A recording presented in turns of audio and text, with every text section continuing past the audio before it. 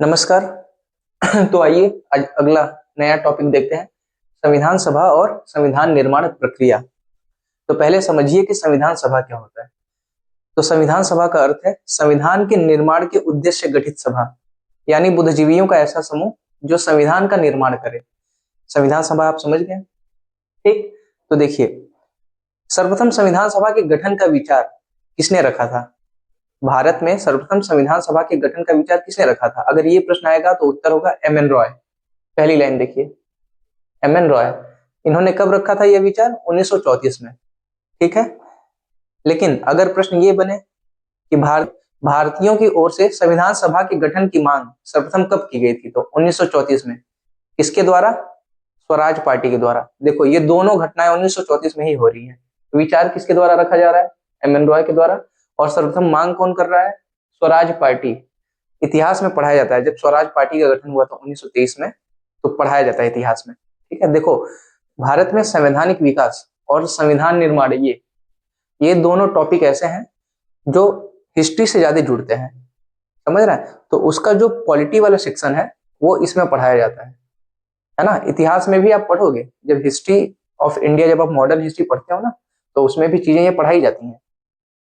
लेकिन वहां historical point of view से पढ़ाते हैं, यहाँ राज व्यवस्था में, पॉलिटी में जो चीजें इंपॉर्टेंट होती है वो पढ़ाई जाती है। तो स्वराज पार्टी ने 1934 में ही संविधान सभा के गठन की मांग सर्वप्रथम की थी भारतीयों की तरफ से। मांग का मतलब किससे मांग कर रहे हैं यार? बट ऑब्वियस है कि उस समय भारत क्या है? ब्रिटेन का गुलाम है, तो ब्रिटिश सरकार से मांग करेंगे, ठीक। अच्छा, एक बात आपको बताऊं कि स्वराज पार्टी उस टाइम पे अखिल भारतीय स्तर की पार्टी नहीं थी। अखिल भारतीय स्तर की पार्टी का खिताब प्रमुख रूप से दो पार्टियों को प्राप्त था। एक मुस्लिम लीग, जो कि मुस्लिम हितों का प्रतिनिधित्व कर रही थी, और दूसरा था भारतीय राष्ट्रीय कांग्रेस, है ना, जिसको राष्ट्रीय कांग्रेस के नाम से भी हम जानते हैं। तो प्रश्न अगर ये पूछेगा कि भारतीय राष्ट्रीय कांग्रेस की ओर से सर्वप्रथम संविधान सभा के गठन की मांग कब की गई थी, तब वो वर्ष होगा 1935 का। देखो, कांग्रेस ने कब मांग की? 1935 में, ठीक। ये तीनों चीजें बहुत इंपॉर्टेंट है, याद रखिए। फिर से रिपीट कर देता हूं, एम एन रॉय कब रख रहे हैं संविधान सभा का विचार? कब रख रहे हैं? 1934 में। और 1934 में ही स्वराज पार्टी संविधान सभा के गठन की मांग कर रही है। और भारतीय राष्ट्रीय कांग्रेस 1935 में, है ना, 1935 में भारतीय राष्ट्रीय कांग्रेस ने संविधान सभा के गठन की मांग की थी। अब अगला लाइन देखिएगा, अगला वर्ष आता है महत्वपूर्ण 1938 का। 1938 में भारतीय राष्ट्रीय कांग्रेस की ओर से पंडित जवाहरलाल नेहरू ने घोषणा की थी, और वो घोषणा ये थी कि स्वतंत्र भारत में भारतीय संविधान का निर्माण एक वयस्क मताधिकार के आधार पर चुनी गई संविधान सभा के द्वारा किया जाएगा, जिसमें कोई बाहरी हस्तक्षेप नहीं होगा। देखो, नेहरू की तरफ से तो ये घोषणा है ना, लेकिन हमारी तरफ से ये अंग्रेजों को किया जाने वाला एक मांग है, अंग्रेजों से किया जाने वाला एक मांग है। तो इस मांग को अंग्रेजों ने, यानी कि ब्रिटिश सरकार ने 1940 में सैद्धांतिक मंजूरी दे दी। तो 1940 में सैद्धांतिक रूप से मंजूरी दे दी, और उसी को अगस्त में चूंकि दिया हुआ था, तो इसलिए उसको अगस्त प्रस्ताव के नाम से जाना जाता है, ठीक। अब अगला महत्वपूर्ण वर्ष क्या कब आता है? देखो, अब अगला महत्वपूर्ण वर्ष होगा 1942 का। लेकिन आपको बता दूं कि 1939 में ही दूसरा विश्व युद्ध आरंभ हो गया है, ठीक है। तो 1942 में ब्रिटिश सरकार ने क्रिप्स की अध्यक्षता में एक मिशन भारत भेजा, जिसको बोलते हैं क्रिप्स मिशन। और क्रिप्स मिशन कुछ प्रस्तावों के साथ भारत आया था। कुछ प्रस्ताव के प्रावधान है, वो 4 प्रावधान हमें पढ़ने हैं, तो समझिए। अच्छा, ये क्रिप्स मिशन जब भारत आया, इसका अध्यक्ष कौन था? मैंने बताया, Stafford Cripps, Sir Stafford Cripps की अध्यक्षता में। ये क्रिप्स ब्रिटिश मंत्रिमंडल के सदस्य थे, ठीक है। अच्छा, क्रिप्स मिशन भारत भेजने का कारण क्या है? देखो, मैंने लिखा है कारण। कारण समझिए। देखिए, मैंने बताया कि 1939 में दूसरा विश्व युद्ध आरंभ हो गया है, ठीक। तो इसमें 2 गुट थे, द्वितीय विश्व युद्ध में 2 गुट थे, एक मित्र राष्ट्रों का गुट और दूसरा धुरी राष्ट्र।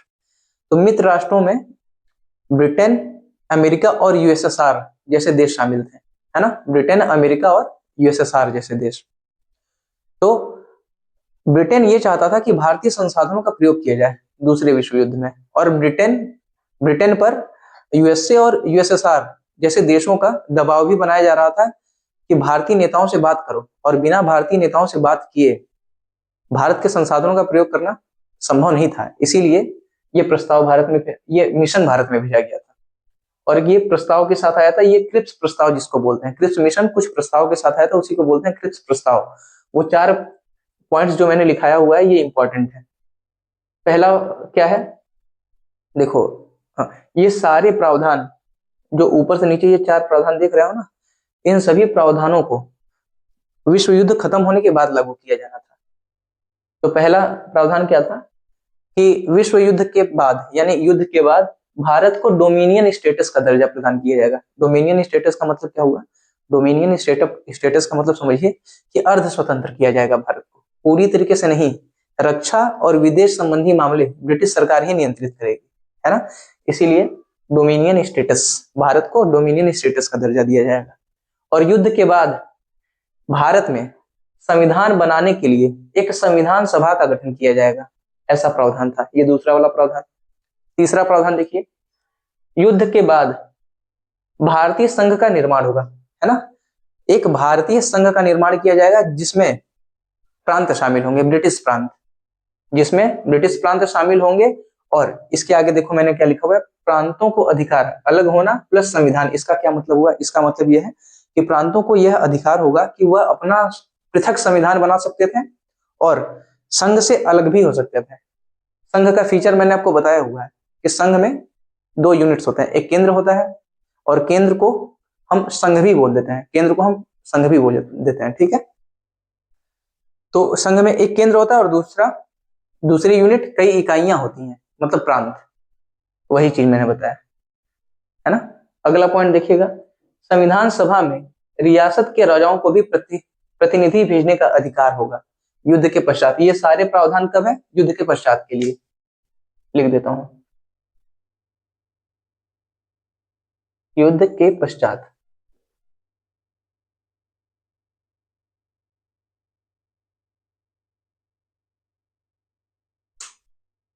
ठीक है। अच्छा, ये देखो कि इस प्रस्ताव का या क्रिप्स मिशन का कांग्रेस ने, मुस्लिम लीग ने और अन्य भारतीय नेताओं ने इसका विरोध किया। क्रिप्स मिशन का, उसका रीजन क्या था? क्योंकि देखो जो क्रिप्स प्रस्ताव है ना, वो सारे प्रावधान क्रिप्स प्रस्ताव के युद्ध के पश्चात के लिए हैं, है ना। तो युद्ध के दौरान तुम भारतीयों को शक्ति दे ही नहीं रहे हो, है ना, हस्तांतरित कर ही नहीं रहे हो। इसीलिए इसको सभी भारतीयों ने इसका विरोध किया था, सभी भारतीय नेताओं ने, ठीक। यही वही आगे मैंने लिखा हुआ है कि सभी नेताओं द्वारा इसका बहिष्कार किया गया। और आपको बताऊं कि मुस्लिम लीग ने इसका विरोध इसलिए किया था क्रिप्स मिशन का, क्योंकि यहाँ पर देखो मैंने बोला कि संघ का निर्माण जिसमें प्रांत भी शामिल होंगे और प्रांतों को अधिकार होगा कि अलग हों और अलग का संविधान का निर्माण करें। देखो आपको बताऊं कि मुस्लिम लीग तो हमेशा से ये मांग कर रही थी कि उनका अलग अपना पृथक संविधान हो और उनका एक पृथक राष्ट्र हो, है ना। लेकिन यहाँ पर उनको स्पष्ट वो प्रावधान नहीं दिख रहा था। पृथक पाकिस्तान बनाने का कोई स्पष्ट प्रावधान मुस्लिम लीग को यहाँ नहीं दिख रहा था, इसीलिए मुस्लिम लीग ने इसका विरोध किया।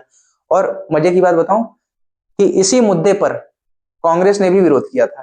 कांग्रेस को क्या लगता था कि यहाँ पर यह प्रावधान रख करके देश को विभाजित कर रहे हैं, है ना, अलग पाकिस्तान को वैधानिकता प्रदान कर रहे हैं।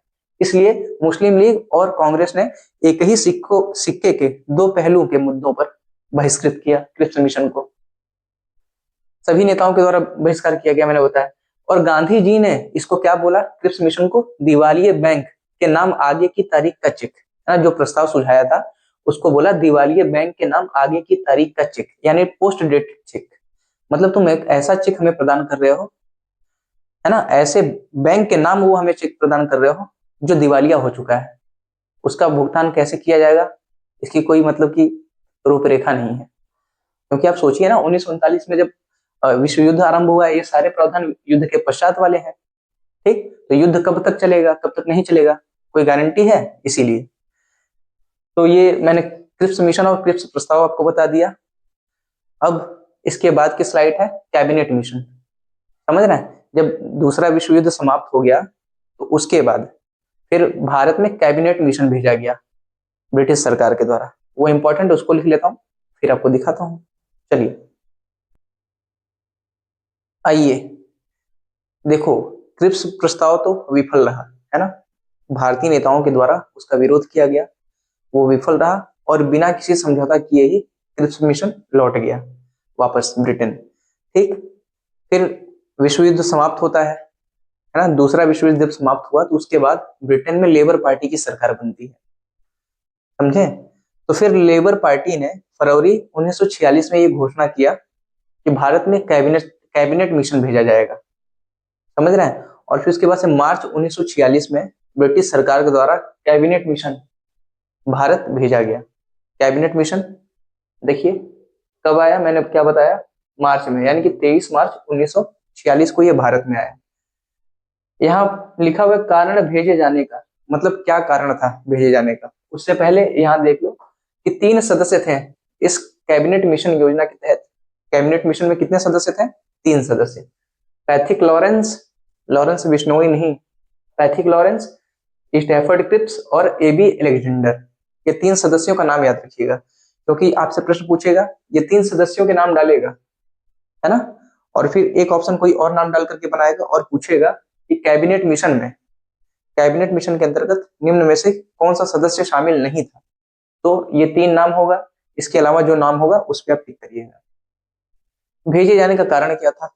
तो देखो, दूसरा विश्व युद्ध जब समाप्त हुआ तो ब्रिटेन की जीत हुई, ब्रिटेन के गुट की जीत हो गई थी। लेकिन ब्रिटेन आंतरिक रूप से इतना कमजोर हो चुका था कि भारत पर अब बलपूर्वक उसको नियंत्रण कर पाना मुश्किल था। एक कारण ये हो गया। दूसरा कारण क्या था कि द्वितीय विश्व युद्ध के दौरान भारत की स्वतंत्रता का मुद्दा अंतरराष्ट्रीय बन चुका था और अमेरिका और सोवियत संघ जैसे राष्ट्रों का ब्रिटेन पर दबाव बन रहा था कि भारत की समस्याओं का तुम जल्दी हल करो, निराकरण करो, समझे। एक कारण ये था। और एक कारण ये भी था कि भारत की नौसेना में भी बगावत के बीज पड़ चुके थे, है ना। इतिहास में हम पढ़ते हैं नौसेना विद्रोह और आजाद हिंद फौज, उसका उदाहरण है, इतिहास में पढ़ाया जाता है। ये कारण था। और लेबर पार्टी का गठन हुआ था और वो लोकतांत्रिक मूल्यों को प्रोत्साहन देने वाली पार्टी थी, है ना। जोर जबरदस्ती करके किसी पे शासन करना, किसी पे, वो उसके मूल्यों में नहीं था। तो ये कह सकते हैं, हालांकि मूल्य क्या कहोगे यार, मजबूरी थी, है ना। ठीक, इसके प्रावधान देखिए कैबिनेट मिशन योजना के, किन प्रावधानों के साथ ये योजना भारत आई थी। देखो, तो प्रमुख रूप से हम इसको 3 भागों में बांट सकते हैं। संघ के निर्माण से संबंधित प्रावधान, संविधान सभा के गठन से संबंधित प्रावधान और अंतरिम सरकार के निर्माण से संबंधित प्रावधान। एक एक करके तीनों से संबंधित प्रावधानों को देख लेते हैं। पहले देखते हैं संघ के निर्माण से संबंधित सुझाव या प्रावधान। ठीक, तो देखो कैबिनेट मिशन योजना में यह प्रस्ताव किया गया कि ब्रिटिश प्रांत व देशी रियासतों को मिलाकर के एक संघ का निर्माण किया जाएगा। कौन से प्रांत शामिल होंगे? ब्रिटिश प्रांत और देशी रियासतों को मिलाकर के संघ का निर्माण होगा। और संघ के पास प्रतिरक्षा विदेश संबंध, है ना, प्रतिरक्षा विदेश संबंध, मुद्रा व संचार के विषय पर निर्णय लेने का अधिकार किसको होगा? संघ के पास होगा। देखो संघ का मतलब है, देखो मैंने बताया ना, संघ के अंतर्गत 2 इकाइयां होती हैं, एक केंद्र होता है और दूसरा कई प्रांत होते हैं, है ना, केंद्र और प्रांत। तो केंद्र को संघ भी बोला जाता है, केंद्र को हम नॉर्मली संघ वर्ड से भी संबोधित कर देते हैं। तो संघ का मतलब वही है, केंद्र के पास प्रावधान, मतलब ये विषयों पर निर्णय लेने का अधिकार। और शेष जो भी विषय होंगे उन सभी के अधिकार प्रांतों के पास होंगे, है ना। शेष विषय प्रांतों के पास, मतलब समझ लीजिए कि ये इतने विषय संघ के पास और अवशिष्ट शक्तियां शेष प्रांतों के पास होंगी। ठीक, अगला प्रावधान देखिएगा, विभिन्न प्रांतों को समूह बनाने का अधिकार होगा।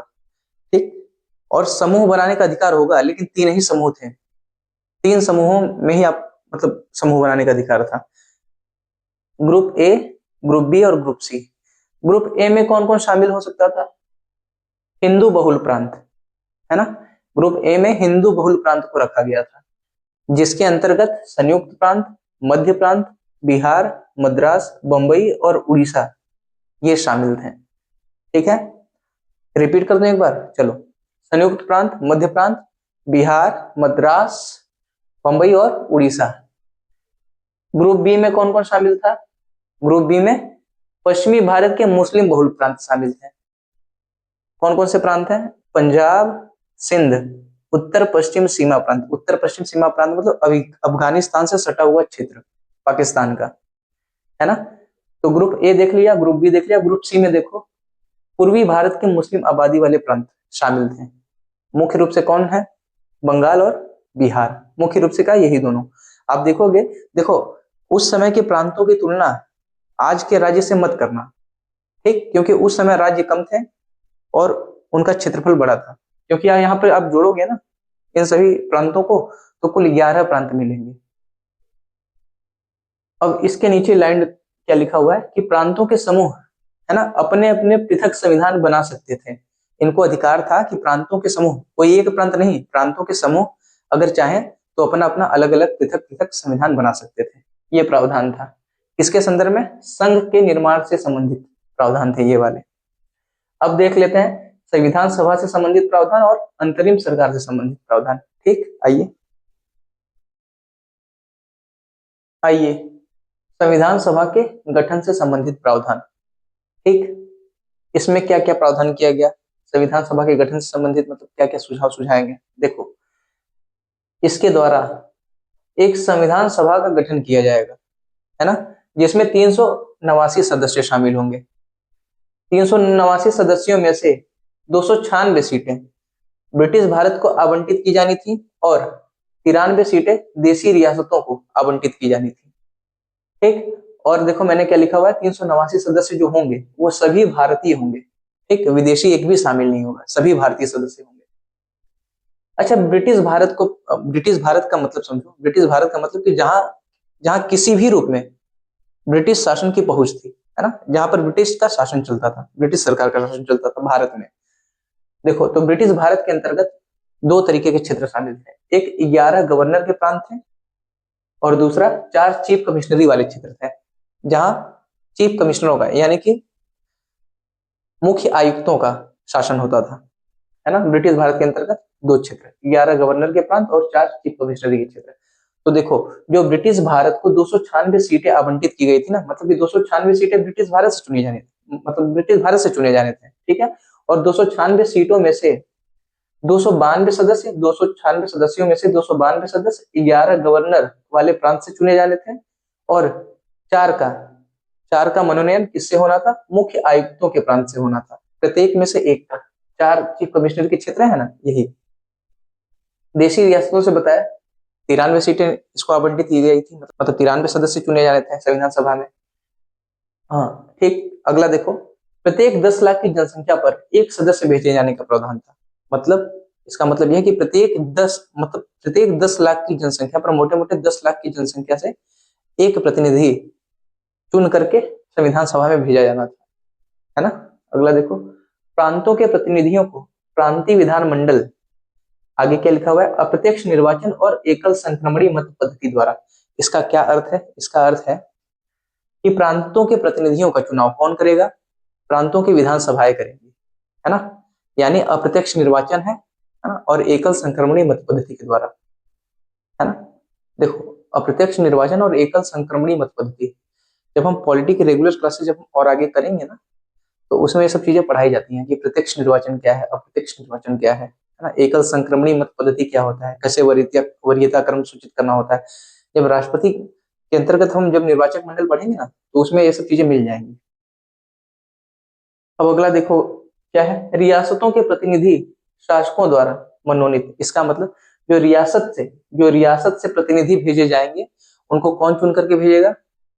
उनको कौन भेजेगा चुन करके? क्या मतलब उनको कौन भेजेगा? तो शासक, उन रियासतों के शासक ही उनको भेजेंगे संविधान सभा में। और आगे क्या है देखो, चीफ कमिश्नर, यानी ये चीफ कमिश्नर के प्रांतों के प्रतिनिधि, उनको कौन मनोनीत करेगा? उनको ब्रिटिश सरकार मनोनीत करेगी, नॉमिनेशन उनका करेगी। तो ये रहा प्रावधान संविधान सभा के गठन से संबंधित। और उसमें मैंने ये भी बताया हुआ था, जैसे तीन तरीके के प्रावधान बताया हुआ था। एक था संघ के निर्माण से संबंधित प्रावधान, मैंने आपको बताया 3 समूह, ग्रुप ए बी सी, है ना, और वो भी बताया कि कौन कौन से क्षेत्र किसमें किसमें शामिल है, ग्रुप ए में कौन है, ग्रुप बी में कौन है ना, हिंदू मुस्लिम बहुल क्षेत्र कैसे कैसे विभाजित है, उस तरीके से बताया मैंने। एक प्रावधान ये भी मैं, हाँ, फिर संविधान सभा गठन संबंधित प्रावधान बताया। फिर अब कैबिनेट मिशन योजना के द्वारा एक अंतरिम सरकार के गठन का प्रावधान एक अंतरिम सरकार के गठन का प्रावधान भी किया गया था। 3 तरीके के प्रावधान मैंने बताया था, तो उसमें से एक था अंतरिम सरकार के गठन से संबंधित प्रावधान। तो इस योजना के द्वारा एक अंतरिम सरकार के गठन का प्रावधान भी था और उसको वास्तविक शक्तियां सौंपी जानी थी, यानी कि अब केवल नाम मात्र की शक्तियां ही वायसराय के पास रहेंगी। ठीक है, तो ये सारे प्रावधान थे। हाँ तो ठीक है, तो हमने क्रिप्स मिशन देख लिया और कैबिनेट मिशन देख लिया। अब देखो, कैबिनेट मिशन के आधार पर ही भारत में संविधान सभा का निर्माण होगा। कैसे चुनाव होंगे देख लेंगे आगे वाले वीडियो में। ठीक, इसीलिए बोला जाता है कि भारत की संविधान सभा का जो चुनाव था या संविधान सभा का निर्माण हुआ था वो कैबिनेट मिशन योजना के तहत हुआ था, है ना। यही प्रावधान है, इन्हीं प्रावधानों के आधार पर। ठीक है, चलिए, धन्यवाद।